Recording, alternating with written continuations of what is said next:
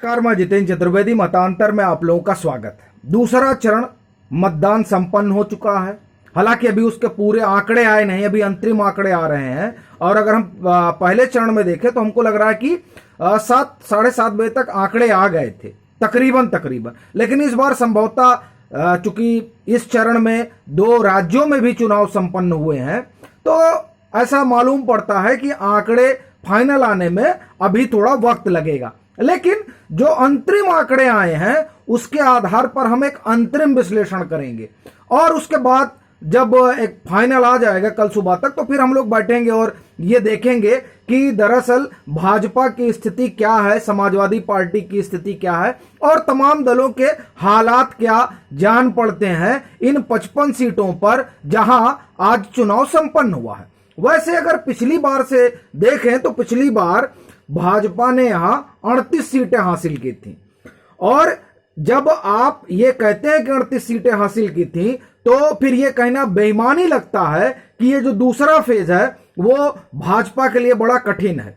मैं ये इसलिए कह रहा हूं क्योंकि अगर यहां भाजपा 2 ही 4 10 सीट 15 सीट पाई होती तो कहना मुनासिब था, मगर फिर भी कहा जा रहा है और कहा जा रहा है कि नहीं, इस बार तो स्थिति और खराब होगी। दरअसल स्थिति और खराब होगी या बेहतर होगी, ये तय इस बात पर करेगा कि अभी जो वोटिंग परसेंटेज है वो क्या कह रहा है। अभी जो वोटिंग परसेंटेज है 5 बजे तक का, वो 60% बताया जा रहा है। पिछली बार 65 पड़ा था। तो अभी हम इस पर डिटेल नहीं जाएंगे, हम इस पर जब आंकड़े पूरे आ जाएंगे तो बात करेंगे। लेकिन रामपुर में वोटिंग कम हुई है, 5 बजे तक का जो रुझान है उसमें दिखाई दे रहा है कि कम वोटिंग हुई है। तो सवाल यह भी उठ रहा है कि तमाम तरह की चीजें आ रही हैं कि क्या रामपुर की सीट फंस रही है, आजम खां वहां से हैं, क्या वहां अशोक सक्सेना जीत रहे हैं, यह भी एक सवाल है। क्या नकुड़ सीट समाजवादी पार्टी के लिए फंस गई है, वहां सैनी साहब जो है दल बदल करके आए थे। सबसे बड़ा सवाल यह है कि जो गैर यादव और मैं ये मान लूं जो पिछड़ा वर्ग है, क्या वो अभी भी भाजपा के साथ लामबंद खड़ा है। इस स्थिति और इस कारण से समाजवादी पार्टी की हालत पहले चरण की तरह दूसरे चरण में भी खराब है। और जब मैं ये कह रहा हूं कि दूसरे चरण में खराब है, तो इसे मैं थोड़ा विभाजित करके आपको बता दूं कि 2 जगह है जहां पर स्पष्ट विभाजन होना चाहिए। एक तो मुरादाबाद मंडल जिसमें बिजनौर आता है, और जिसमें अमरोहा आता है, जिसमें जो है आपका रामपुर आता है, जिसमें खुद मुरादाबाद जिला आता है। एक तो वो इलाका है जहां पर यह माना जाता है कि जो पारंपरिक वोट है समाजवादी पार्टी का, जिसे कहा जाता है कि नहीं मुस्लिम वोट जो है समाजवादी पार्टी के साथ ही जाता है, उसकी आबादी उधर ज्यादा है। लेकिन ऐसा नहीं कि हर जगह है, लेकिन हां वहां की अधिकतम सीटों पर 1 लाख, 1.25 लाख, 1.5 लाख के आसपास आबादी है। और दूसरा आता है रोहेलखंड रीजन, जिसे हम बरेली मंडल कहते हैं, जिसमें आप बदायूं रख लीजिए, शाहजहांपुर रख लीजिए, बरेली खुद उसमें आता है। यह इलाका है, इसे रोहेलखंड का इलाका कहते हैं। इसमें ऐसा नहीं है कि मुस्लिम आबादी नहीं है, लेकिन यहां मुस्लिम आबादी उस तरह की नहीं है जिस तरह मुरादाबाद मंडल में। एक बात। दूसरी बात, यहां पर और जो जातिगत कॉम्बिनेशन है वो कॉम्बिनेशन भाजपा के लिए बड़ा मुफीद है। और अगर हम इस इलाके की बात करें रोहेलखंड की, तो रोहेलखंड में जो चुनाव हुए थे 2017 में, यहां मैं आपको बताऊं कि भाजपा ने 22 सीटें जीती थी। 22 में, माफ करिए, 20 सीटें जीती थी, और इस 20 में 2 सीटें, 22 सीटें कुल थी, 20 भाजपा जीती और 2 सीटें समाजवादी पार्टी जीती थी। यहां जो 10 सीटों में, मतलब मैं ये बरेली, शाहजहांपुर और बदायूं की बात कर रहा हूं, इस इलाके में जो एक रोहेलखंड का रीजन जिसे हम लोग कह रहे हैं, इस इलाके में 10 सीटें ऐसी थी 22 में से, जिनमें भाजपा की जीत का अंतर 20,000 से 25,000 के बीच का था, और 6 सीटें ऐसी थी जहां 10 से 20,000 के बीच का मार्जिन था। अब आप ये कल्पना करिए कि इस मार्जिन से यहां पर 20 सीटें भाजपा ने जीती, ये जो रोहेलखंड वाला रीजन है। तो असल में यहां की तासीर एकदम अलग है। क्योंकि यहां पर जो अति पिछड़ी और अत्यंत पिछड़ी आबादी है उसकी भी अच्छी खासी संख्या है। वो आप एक तरह कहिए कि लोध हो गए, मौर्य हो गए, शाक्य हो गए, सैनी हो गए, बाकी जो सवर्ण बिरादरियां हैं उनकी इतनी ज्यादा उपस्थिति नहीं है, लेकिन वो 8,000 10,000 की आबादी उनकी है। तो ये जो वोट बैंक है, ये जो वोटर है, इसे अभी भी माना जा रहा है कि पारंपरिक रूप से अभी भी 2014 हो, 17 हो, 19 हो और 22 में भी भाजपा के साथ इंटैक्ट रहा है जैसे पहले चरण में था। तो ये थोड़ा रुहेलखंड की तासीर एकदम अलग है। जब हम बुंदेलखंड में आते हैं, और एक चीज और मैं आपको बताऊं कि रुहेलखंड हो या रुहेलखंड वाला मतलब है बरेली मंडल हो, इसमें पीलीभीत नहीं है, इसलिए पीलीभीत को हटा दीजिएगा। तो ये बरेली मंडल की बात हो या फिर मुरादाबाद मंडल की बात हो, यहां बसपा का अपना बड़ा जबरदस्त आधार है। और एक चीज और, जिस जाट गठबंधन की बात की जा रही है जो सपा रालोद का रहा, तो उसमें आप ये मान के चलिए कि यहां भी वो स्थिति वही है कि 70% जाट जो है वो भाजपा के साथ खड़ा नजर आता है। अब ऐसी स्थिति में यहां की तस्वीर क्या होगी, असल में चर्चा उसी पर करनी है, और ये चर्चा अंतरिम आंकड़ों पर हो रही है। फाइनल आंकड़े आएंगे तब मैं फिर आपको कह रहा हूं कि हम लोग सीट वाइज उस पर बात करेंगे। तो बरेली मंडल का हमने आपको बताया कि वहां 22 में से 20 सीटें भाजपा जीती थी, और जब आप मुरादाबाद मंडल में आते हैं तो मुरादाबाद मंडल में भाजपा ने 15 सीटें जीती थी और 12 जीती थी समाजवादी पार्टी। और उसी में एक सहारनपुर का भी इलाका है, सहारनपुर में संभवतः भाजपा ने 2 सीटें जीती थी, बाकी समाजवादी पार्टी के खाते में रही। तो ये इस तरह से यहां पर समाजवादी पार्टी का प्रदर्शन रहा। समाजवादी पार्टी अपना प्रदर्शन दोहराएगी, जो मतलब जो 38 भाजपा पाई थी और उसके बाद समाजवादी पार्टी पाई, और फिर जो है 15-16 सीटें समाजवादी पार्टी को थी संभवतः। सवाल यह उठता है कि क्या अपना यह प्रदर्शन समाजवादी पार्टी दोहराएगी या यह उलट जाएगा पूरा और भाजपा बाहर हो जाएगी, यह बड़ा सवाल है।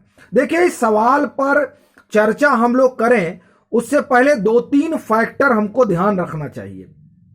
पहली चीज, अगर समाजवादी पार्टी इसको दोहराएगी या नहीं दोहराएगी, इसका जो मुस्लिम वोटर है वो कितना कंसोलिडेट हुआ, और उसके बाद में जो जाट वोट है वो कितना कंसोलिडेट हुआ। यहां की कई सीटें हैं जहां पर यादवों की भी अच्छी खासी आबादी है, वो कितना कंसोलिडेट हुआ इनके साथ, और अन्य जो बिरादरियां हैं वो समाजवादी पार्टी के साथ कितना जुड़ी, एक बात। दूसरी बात, क्या जो मुस्लिम कंसंट्रेशन है या जो पूरी तरह से मुस्लिम आबादी है वो क्या समाजवादी पार्टी के साथ ही गई? क्या बसपा ने इस इलाके में तकरीबन 27 मुस्लिम कैंडिडेट उतारे थे, क्या वहां पर कुछ मत विभाजन हुआ है?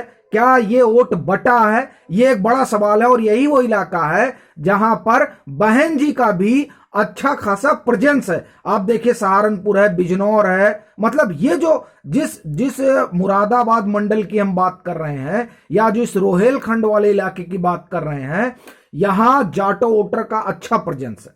मैं कहूं कि बहन जी का जो वोटर है उसका अच्छा प्रेजेंस है। तो इनकी जीत इस बात पर निर्भर करती है कि जो ये MJY ये जो समीकरण बनाए थे, ये पूरा वोट समाजवादी पार्टी को गया हो। मेरी अपनी जो अभी तक जानकारी है और जो रुझान है, कम से कम वो पहले चरण का हो, वो रुझान बताता है कि ये जो जे वाला फैक्टर है, जे वाला फैक्टर यहां मतलब जो दूसरे चरण में है वो काम नहीं कर रहा है।